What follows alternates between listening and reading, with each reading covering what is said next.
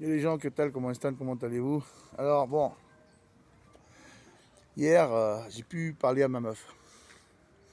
C'est-à-dire qu'elle avait pris, elle a bu une bière ou deux avec son cousin. Du coup, elle a commencé à lâcher un petit peu certaines choses. Et qu'en fait, elle n'était pas très sûre d'elle des fois et qu'elle elle m'imaginait tous ces mois entourée de nanas et tout ça. Alors que moi, tous les dimanches, vous le savez bien, je les passe avec mes potes les lions à la place d'armes entre mecs. Il n'y a pas de gonzesse, il y a pas de... on cherche pas des gonzesses, on n'est pas comme ça. Donc on a pu parler de certaines choses. Elle a peur que ses parents pensent que je vais profiter d'elle.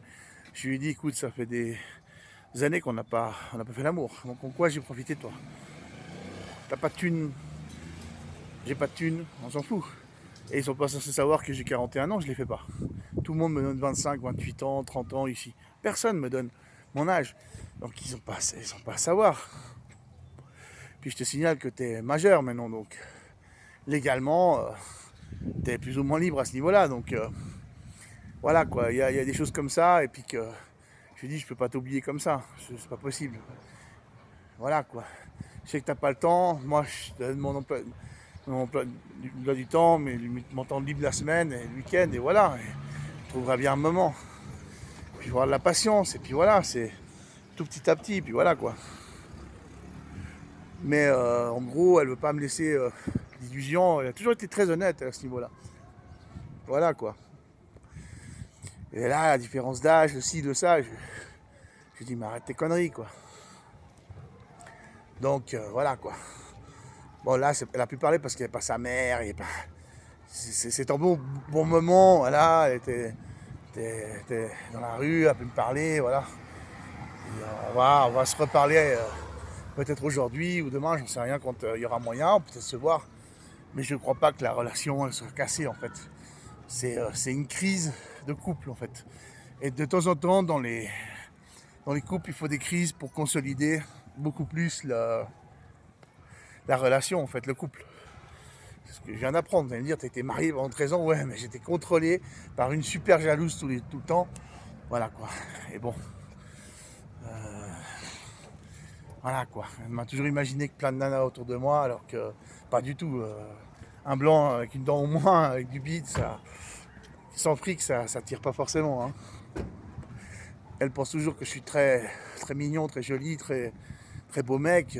Je pense pas qu'elle se trompe, mais faut savoir qu'ici les blancs, on n'a pas forcément la cote. Hein. Faut dire qu'il y en a pas mal ici des blancs.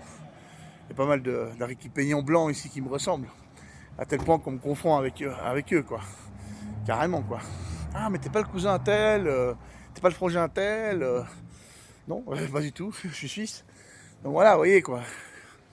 Il y a des Péruviens qui me ressemblent. Donc voilà, elle est, par sa mère d'origine de Cusco et par son père ici d'Arequipa, elle est métisse, on va dire. Et puis moi, ça ne me dérange pas, une métalleuse métisse. J'en ai rien à foutre. Je vous ai foutu dans l'anglais communautaire je crois, je sais pas si elle est d'Arequipa, si je ne me trompe pas, c'est le chapeau classique. Voilà, une fan de Sepultura. Le dernier concert qu'ils avaient donné, regardez, voilà. Ouais, c'est quand même là, ça casse tous vos stéréotypes animés. Voilà, sur le métal. Voilà, je veux dire, dans le métal, il n'y a pas de race, il n'y a pas d'ethnie.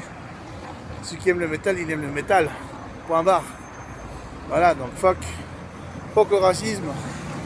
On veut pas de ça dans le métal, le black metal. Bon, elle en écoute, ma meuf, hein, elle adore le black metal, les grands groupes de black metal, mais bon, elle est libre, voilà, si elle aime ça, c'est son problème. Moi, je suis pas fan du black metal, au contraire, j'aime pas du tout.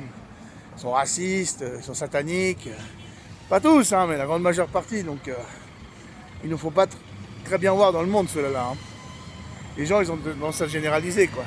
Comme vous disiez que ces percussionnistes ne sont pas fans de Sepultura parce qu'ils en ont pas l'air. Parce qu'il faut avoir le look complet d'un métalleux pour être un métalleux.